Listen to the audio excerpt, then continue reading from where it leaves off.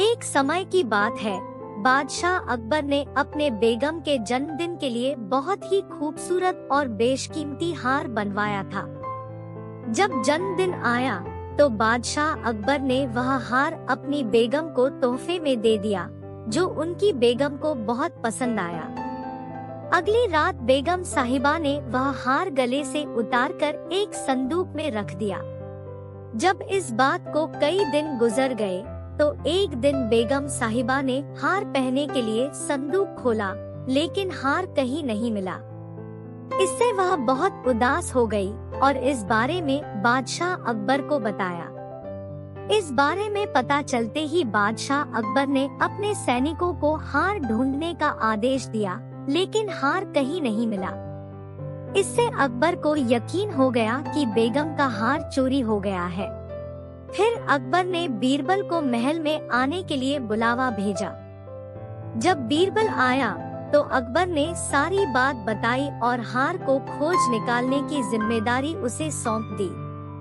बीरबल ने समय व्यर्थ किए बिना ही राजमहल में काम करने वाले सभी लोगों को दरबार में आने के लिए संदेश भिजवाया। थोड़े ही देर में दरबार लग गया। दरबार में अकबर और बेगम सहित सभी काम करने वाले हाजिर थे, लेकिन बीरबल दरबार में नहीं था। सभी बीरबल का इंतजार कर ही रहे थे कि तभी बीरबल एक गधा लेकर राज दरबार में पहुंच जाता है। देर से दरबार में आने के लिए बीरबल बादशाह अकबर से माफी मांगता है। सभी सोचने लगते हैं कि बीरबल गधे को लेकर राज दरबार में क्यों आया है। फिर बीरबल बताता है कि यह गधा उसका दोस्त है और उसके पास जादुई शक्ति है।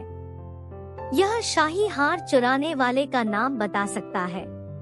इसके बाद बीरबल जादुई गधे को सबसे नजदीक वाले कमरे में ले जाकर बांध देता है और कहता है कि सभी एक एक करके कमरे में जाएं और गधे की पूंछ पकड़कर चिल्लाएं, जहांपनाह मैंने चोरी नहीं की है। साथ ही बीरबल कहता है कि आप सभी की आवाज दरबार तक आनी चाहिए।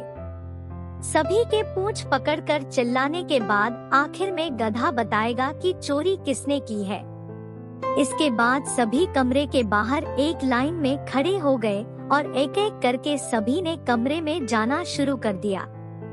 जो भी कमरे के अंदर जाता तो पूंछ पकड़कर चिल्लाना शुरू कर देता, जहांपनाह मैंने चोरी नहीं की है।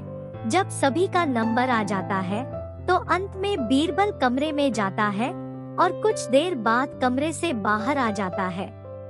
फिर बीरबल सभी काम करने वालों के पास जाकर उन्हें दोनों हाथ सामने करने को बोलता है और एक एक करके सभी के हाथ सूंघने लगता है। बीरबल की इस हरकत को देखकर सभी हैरान हो जाते हैं। ऐसे ही सूंघते सूंघते एक काम करने वाले का हाथ पकड़कर बीरबल जोर से बोलता है, जहांपनाह इसने चोरी की है। ये सुनकर अकबर बीरबल से कहते हैं, तुम इतने यकीन के साथ कैसे कह सकते हो कि चोरी इस सेवक ने ही की है? क्या तुम्हें जादुई गधे ने इसका नाम बताया है? तब बीरबल बोलता है, जहांपनाह यह गधा जादुई नहीं है।